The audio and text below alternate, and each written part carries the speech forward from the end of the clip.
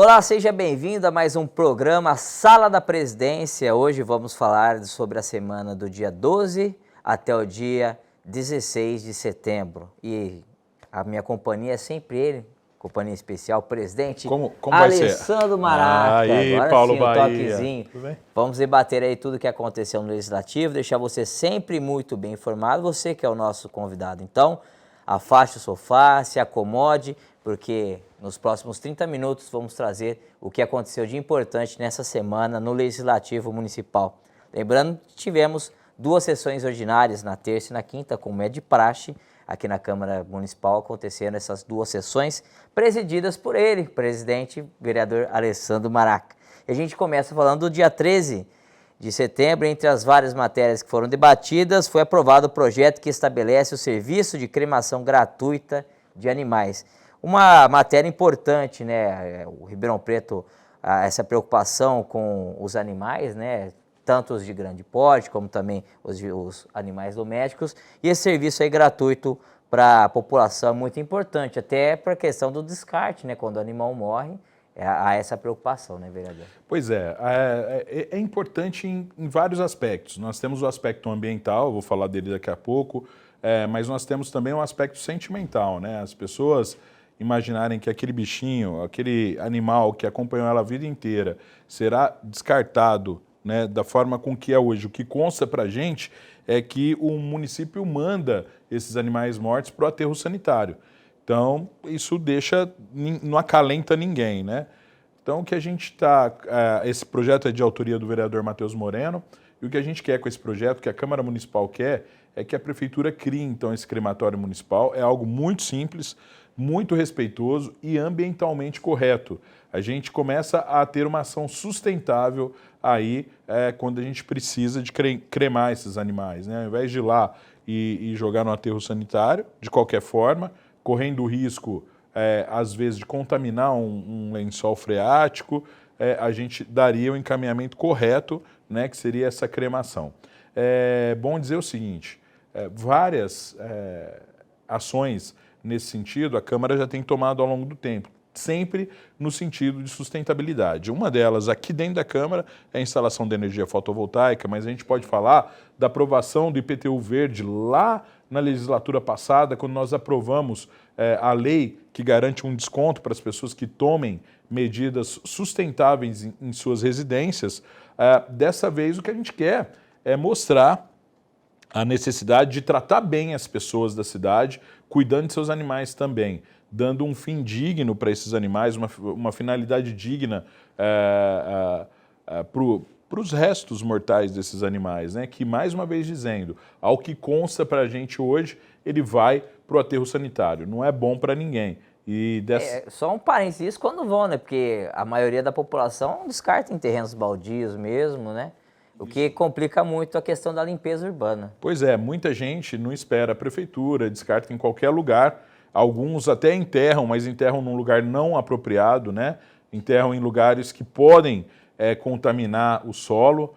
Então, o que a gente quer com essa lei é criar locais com condições para a gente ter a cremação desses animais. Eu acho que isso vem de encontro a uma conquista recente do município de Ribeirão Preto, graças ao trabalho de alguns deputados também, porque eu acho que todo vereador precisa muitas vezes ter o apoio dos deputados do seu partido. A gente conseguiu, por exemplo, o hospital veterinário, que já está sendo construído na Luiz Galvão César. Quem passar ali pela Luiz Galvão César, na altura do bairro José Sampaio, ali, vai ver já o hospital sendo construído.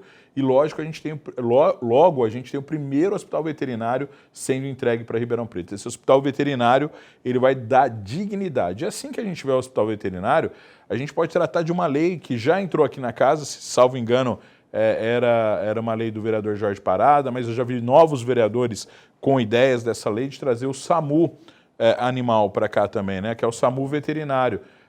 Isso é muito importante. Agora, Bahia, eu vou falar uma coisa para você. Me deixa, às vezes, muito triste saber que o município não respeita as pessoas que cuidam dos animais.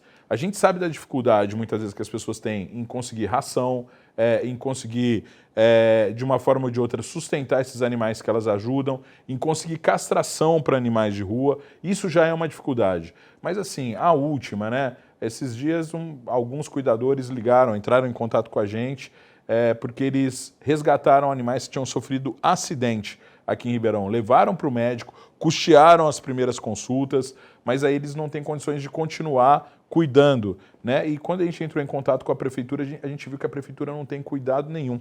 E a prefeitura disse, ao contrário, né? Olha, agora é responsabilidade de quem levou esse animal para a clínica. Olha, gente, as pessoas que ligaram, nenhuma delas ligou dizendo, eu quero que vá lá pagar o que a clínica me deve, mas ligaram preocupadas o que fazer com esses animais agora, né? E infelizmente a prefeitura não tem políticas públicas voltadas para isso, a gente precisa de criar essas políticas públicas e além do hospital veterinário, nós precisamos investir massivamente na castração e também na construção de um centro de convivência para esses animais. Bom, louvável a atitude das pessoas que adotam esses animais e cuidam, né? A gente tem o outro lado da moeda, as pessoas que abandonam. A gente vê um problema sério, principalmente, vou citar como exemplo, o Morro de São Bento, onde vários gatos de rua são abandonados por lá. É um problema sério também que precisa da intervenção do executivo. Sem dúvida nenhuma. Eu fui secretário de Cultura, então conheço bem aquela realidade. Nós queríamos fechar o Morro de São Bento, né? Fomos impedidos de fazer ali um parque onde as pessoas poderiam ter acesso com os veículos, mas um acesso controlado, porque se você controla o acesso, não tem o descarte dos gatinhos ali, né? Se você coloca câmeras e tal, porque as pessoas ainda descartam gatos ali, mas é uma judiação, né? É triste saber que tantos animais são abandonados em nossa cidade ainda. Por isso que a gente precisa investir maciçamente em castração, né? Principalmente com os animais de rua, porque esses animais acabam saindo do controle, né? Então Ribeirão Preto precisa urgentemente de ter uma política séria de castração, fazer um número de castração que seja a contento. Um casal de gatos ou um casal de cachorros na rua, eles podem, num ciclo muito rápido, ter várias ninhadas. E aí os filhos também podem ter outras ninhadas, né? Então é um número muito grande de animais que acabam procriando na rua sem as condições mínimas. E graças a Deus a gente tem entidades do terceiro setor, entidades que são sérias em Ribeirão Preto e que cuidam desses animais e também as pessoas que fazem sozinha. Tem muita gente, Bahia, aqui em Ribeirão Preto, que deixa de comer para cuidar desses animais, né? As pessoas deixam de fazer, às vezes, uma viagem, deixam de trocar o carro, porque elas são abnegadas e elas cuidam muito bem desses animais. Temos exemplo aqui, né, na Câmara Municipal, a Roberta, que trabalha aqui com a gente, ela dá uma atenção a Roberta animais. E o Carlos, né, sempre cuidando dos gatinhos, mas eu sei que mais pessoas aqui na Câmara ajudam entidades, acabam trabalhando e ajudando no resgate de animais. Tá certo, então, vereador, passamos aí do assunto animal, né, que foi a primeira pauta do dia de hoje. Vamos falar também do que foi aprovado, uma discussão que a gente acompanhou aqui no último programa, a questão do Dia Municipal dos Cuidados Paliativos, que foi aprovado em plenário no dia 13 e foi incluído no calendário oficial, o que ajuda também a gente a combater futuras doenças. É sempre bom a gente ter esse respeito e essa atenção com os cuidados paliativos. É muito bom, muito importante, né? Investir em saúde é importante e algumas pessoas, elas têm problemas que são muito graves, doenças que infelizmente a ciência ainda não traz ou uma cura ou uma melhora de vida num período curto. Mas as pessoas não podem ser abandonadas, o município precisa de ajudar essas pessoas. Nós precisamos tratar com dignidade essas pessoas no final de sua vida. Ou ainda sabendo que algumas dessas pessoas, durante muitos anos, vão ficar acamadas. Essas pessoas precisam ter essa dignidade. Então, um trabalho que foi coletivo, né? A primeira lei, quem entrou foi eu, mas nós tivemos a ajuda do vereador Sérgio Zerbinato, que depois foi coautor da lei comigo, criando os cuidados paliativos. A lei foi vetada pelo Executivo, mas o próprio Executivo ligou, estou vetando, mas estou mandando uma lei igual, porque a gente entende que a autoria tem que ser do Executivo. Eu não ligo para a autoria, viu, Bahia? É lógico, a gente quando pensa numa lei, cria uma lei, a gente quer ser o pai, mas eu acho que o mais importante é essa lei estar em vigor. E a lei está em vigor hoje, a lei dos cuidados paliativos, ela está em vigor hoje e ajudando, e precisa ser implementada. Nós temos o SAD, que é o Serviço de Atendimento Domiciliar, nós temos os núcleos de saúde da família, daqui a pouquinho a gente vai entrar nesse assunto também. Então, essas pessoas precisam ter equipamentos, essas pessoas, esses profissionais precisam ter condições, estrutura para atender bem os munícipes. E aí a gente criou a Lei dos Cuidados Paliativos e agora o vereador Sérgio Zerbinato teve a ideia de criar o dia, né? Colocar no calendário municipal de Ribeirão Preto o dia 13, como o dia 13 de setembro, como o dia municipal aí para comemorar e para marcar, né? Na verdade, o que a gente quer é conscientizar as pessoas. 13 de setembro não, 13 de outubro, viu? Não, na verdade, aqui, fazendo uma correção, vereador, será comemorado sempre no segundo sábado do mês de outubro. Segundo sábado do mês de outubro. Então, pode cair no 13 ou pode cair antes ou depois, mas é segundo sábado do mês de outubro. 13 foi o dia que foi aprovado. Isso, exatamente. Houve a discussão e foi aprovado. 13 de setembro. Isso, essa semana. E todo mês de outubro a gente vai fazer aí esse dia de conscientização. Sempre no segundo sábado de outubro. Dos cuidados. É importante, né? E é tem lógico. mutirão também. A gente tem a doutora questão. Marísia, que ela é uma profissional que conhece muito do assunto, né? Então ela deve estar com a gente também, para que a gente possa conscientizar as pessoas. E aí, só para complementar, né, essa questão de ter um dia para a gente chamar a atenção das pessoas para determinado assunto, como a gente criou aí o dos cuidados paliativos, é muito importante também outros dias que foram criados. Quando eu passei por aqui, eu fiz um projeto de lei, quando eu passei aqui pela Câmara, quando eu era suplente ainda Bahia ainda era meninão ainda nessa época, 2007, Bahia. Sou jovem ainda. Foi a primeira vez que eu assumi. Depois eu fui assumindo e fazendo alguns projetos de lei. Um deles cria a Semana Municipal do Doador de Medula Óssea. As pessoas às vezes não sabem, mas ser doador de medula óssea é algo que pode salvar muitas vidas. E outra coisa, quando você é um doador de medula óssea, você não vai lá para doar a medula óssea igual você doa o sangue. Você vai lá, tira uma pequena amostra do seu sangue, com aquela amostra, em cima do DNA do seu sangue, eles sabem se você pode doar a medula óssea para alguém e salvar uma vida. E aí, quando você vai doar medula óssea, aí sim tem um procedimento que também hoje é simples, é indolor. E você sabia, Bahia, que o corpo repõe a medula óssea que você doa mais rápido do que ele repõe o sangue doado? Não sabia, não. Pois é, as pessoas muitas vezes não sabem. Então, o que a gente queria era difundir a ideia de ser um doador de medula óssea. Importante. Muitas pessoas podem doar medula óssea, mas ainda não sabem dessa possibilidade. Importante até porque os estoques, além da medula óssea, os estoques de sangue também na nossa cidade, sempre há necessidade de... É uma cidade grande, então há muitas pessoas que necessitam do sangue e da doação de sangue.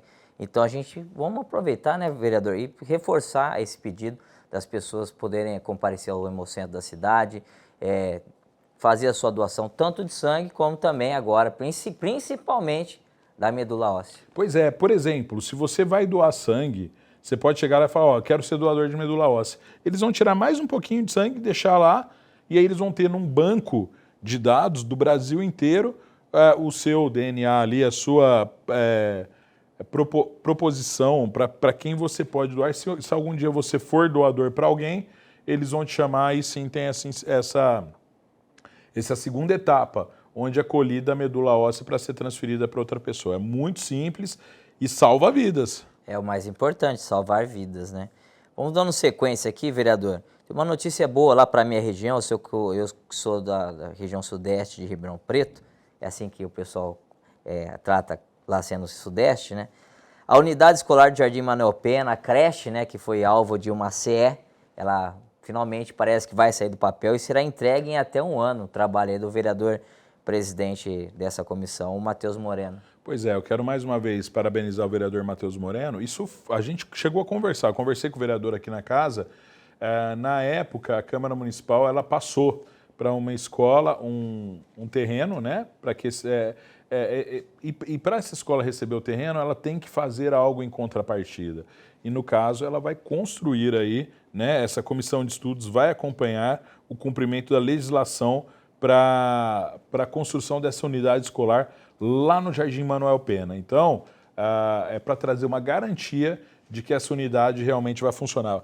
Bahia, você sabia que as comissões de estudos têm essa importância, né? É muito importante que essas comissões possam acompanhar esse tipo de coisa, porque, por exemplo, eu posso te dizer tranquilamente que a Avenida Antônia Mugnato Marinsek, nós já falamos sobre esse assunto, mas eu acho que é sempre... Inclusive, o último programa foi a gente Falamos debateu. no último programa. Mas eu quero lembrar, você que mora na região do Ribeirão Verde, no Florestan Fernandes, no Diva Tarlá, no Pedra Branca, no Palocci 1, 2, 3, nos condomínios Vita, né? Tem os condomínios Vita aí na própria Avenida Antônia Mugnato Marinsek, nos condomínios Leblon e Copacabana, o pessoal que também às vezes passa lá para ir para os assentamentos. Gente, todo mundo que passa na Avenida Antônia Mugnato Marinsek deve lembrar que essa avenida ficou em obra, com obras paradas por mais de um ano. E a gente que apareceu lá na época e denunciamos a empresa que estava lá, denunciamos que aquela empresa não ia entregar obra nenhuma. Essa denúncia se transformou de uma CE para uma CPI, né? Responsabilizamos as pessoas, exigimos que a prefeitura quebrasse esse contrato, o contrato foi quebrado e uma outra empresa foi chamada no lugar. E aí sim, hoje a gente vê a Avenida Antônia Mugnato Marinsek, ela foi executada, é uma das principais avenidas de Ribeirão Preto, uma avenida muito boa, já vem com ciclovia, com iluminação, vem com abrigo de ônibus, vem com lixeira pela avenida toda.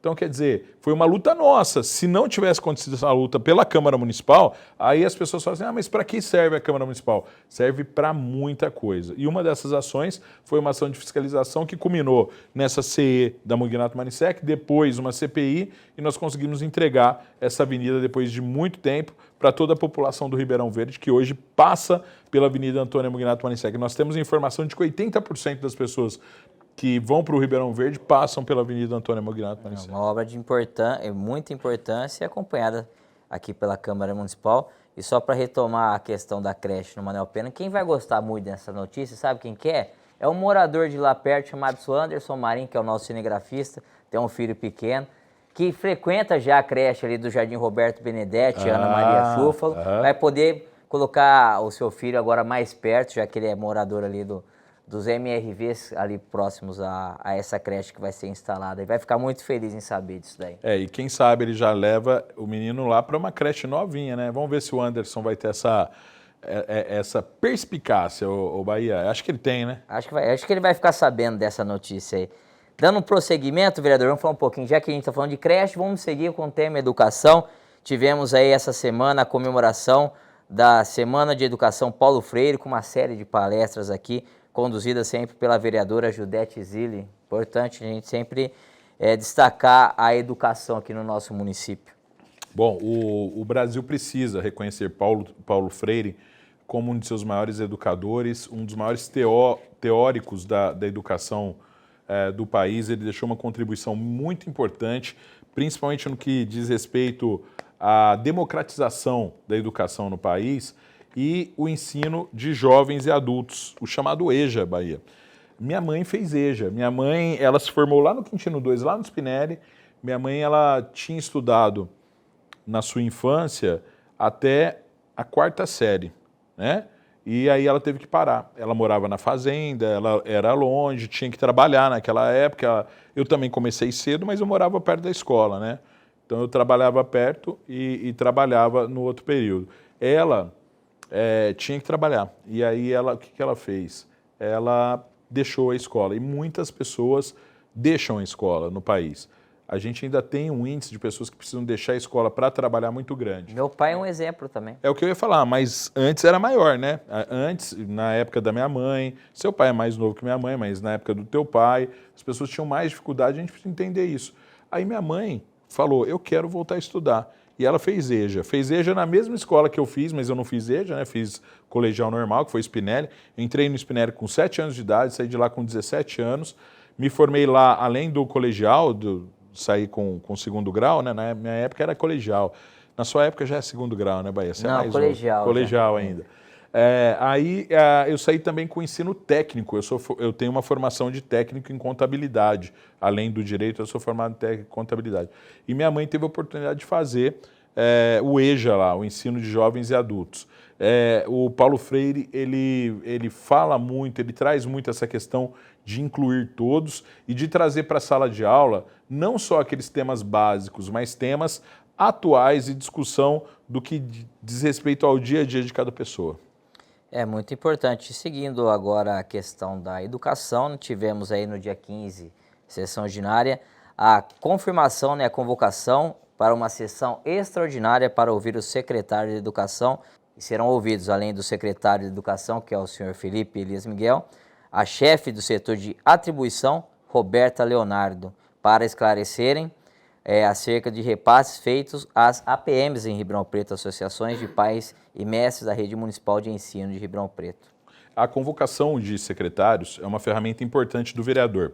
O vereador tem algumas ferramentas para fiscalizar o executivo e ele tem que lançar a mão de todas elas, tem que usar essas ferramentas. O requerimento é uma dessas ferramentas, as comissões permanentes que nós temos aqui são ferramentas, as comissões de estudos, as comissões de inquérito são ferramentas e a convocação do secretário também é uma ferramenta importante. O secretário da Educação, ele foi convocado, a vereadora Judete Zilli, veja bem, tem que parabenizar, porque ela usou do expediente correto, ela entrou com um requerimento para convocação, depois ela entrou com um pedido de urgência para que a lei fosse para o plenário. E aí a gente nós já votamos a convocação. O secretário tem a oportunidade de esclarecer esse assunto. É um assunto muito delicado, que ele precisa de esclarecimentos. Nós precisamos valorizar as APMs das escolas, que é a Associação de Pais e Mestres, mas um fato assim, com valor alto, sendo atribuído a uma única empresa e a denúncia de que essa empresa teria ligação com alguém da secretaria, precisa ser esclarecido. Ninguém está aqui fazendo um juízo preliminar, ninguém está aqui dizendo que há algo de errado, mas nós precisamos ter certeza de que não há, porque se tiver, precisamos punir, né? Precisamos buscar punição e desfazer o erro. Então, isso é muito importante para a Câmara. E é a função do Legislativo, fiscalizar. Exato. Essa é uma das ferramentas, que são a convocação para esclarecimento do secretariado do prefeito. E se quando você estiver assistindo a gente já passou a convocação, mesmo assim você pode entrar no site ali da TV Câmara, né?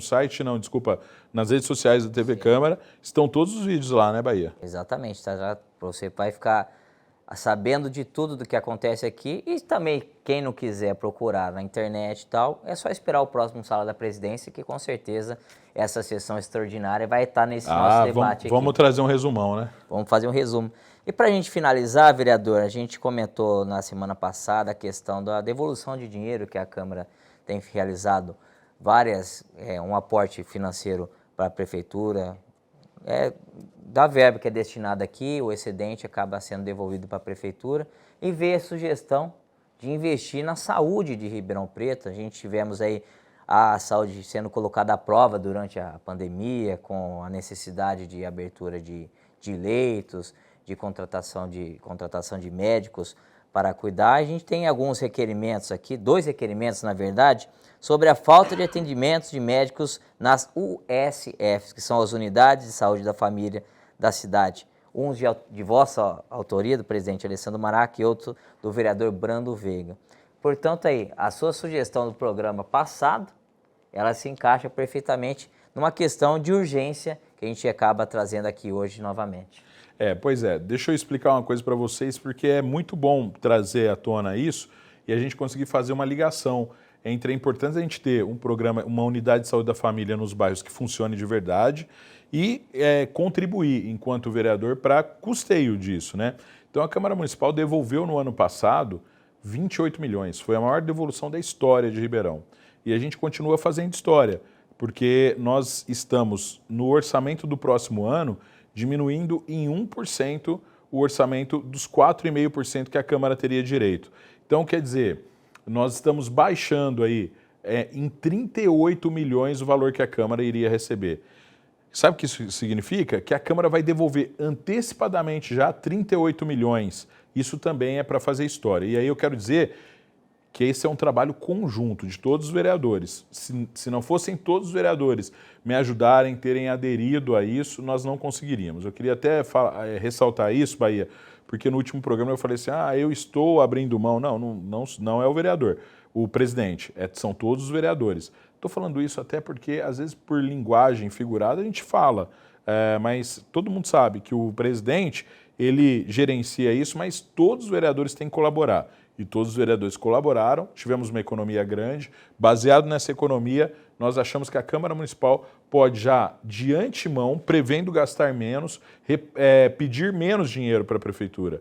Com isso, nós devolvemos já de cara 38 milhões que a Prefeitura pode investir, principalmente, e aí é um pedido que eu fiz ao prefeito, que outros vereadores fizeram. Né? Fica também aqui uma sugestão de requerimentos que foram apresentados por mim e pelo vereador Brando Veiga. Então, a Prefeitura pode usar esses 38 milhões, não é orçamento positivo, a gente não pode obrigar, mas se a Prefeitura quiser, use esse recurso, use esse dinheiro para abrir vagas. Abrir vagas de hospitais é imprescindível. Fui no HC hoje, o dia que a gente está aqui no programa, eu fui no HC, conseguimos ali junto ao governador, quase que mais do que dobrar, na verdade. Tem 14 leitos de CTI hoje, nós vamos passar a ter quase 40 leitos de CTI no HC, é uma conquista nossa e agora a gente está brigando para abrir mais vagas e mais leitos na Santa Casa, na Beneficência Portuguesa e no Santa Lídia.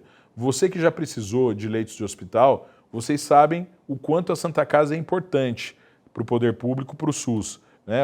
Talvez seja um dos hospitais que mais receba pessoas todos os dias das UPAs aqui, das unidades de pronto atendimento. Beneficência Portuguesa na mesma toada, no mesmo sentido, também é muito importante. Então, o que a gente está pedindo? Prefeito, vamos repassar recursos para essas entidades, e o prefeito falou que vai analisar isso com carinho, para que elas possam abrir mais leitos em Ribeirão Preto, que a gente possa. Da mesma forma que a gente matou a fome das pessoas no ano passado com a Cole Ribeirão, agora resolver o problema de saúde das pessoas em Ribeirão Preto. A gente até volta ao início do programa dos cuidados paliativos, que é questão de saúde também. Essa grana poderia ajudar, esse dinheiro poderia ajudar a resolução, né? E a divulgação também, a expansão desse projeto também da saúde e dos cuidados paliativos. E é assim, nesse clima que a gente termina o programa de hoje, agradecendo mais uma vez o vereador presidente Alessandro Maraca por fazer o que aconteceu da semana no Legislativo, trazendo tudo para você, o prato cheio para você saber tudo o que está acontecendo no Legislativo Municipal e em Ribeirão Preto como um todo.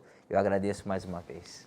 Valeu, Bahia, muito obrigado. Obrigado a todos pela audiência. E a gente volta assim na próxima semana com muito mais notícias do Legislativo Municipal. Vamos falar sobre a extraordinária com o secretário da Educação e muito mais notícias aí envolvendo o nosso Legislativo. Lembrando sempre, Bahia, que eu posso estar aqui, eu sou presidente da Câmara, mas presidentes de comissões também estão aqui sempre prestando contas, né? Exatamente, como foi Matheus Moreno também, que veio prestar conta aí, ele que é presidente da Comissão de Esporte, Cultura e Lazer da nossa cidade. Voltamos semana que vem com muito mais.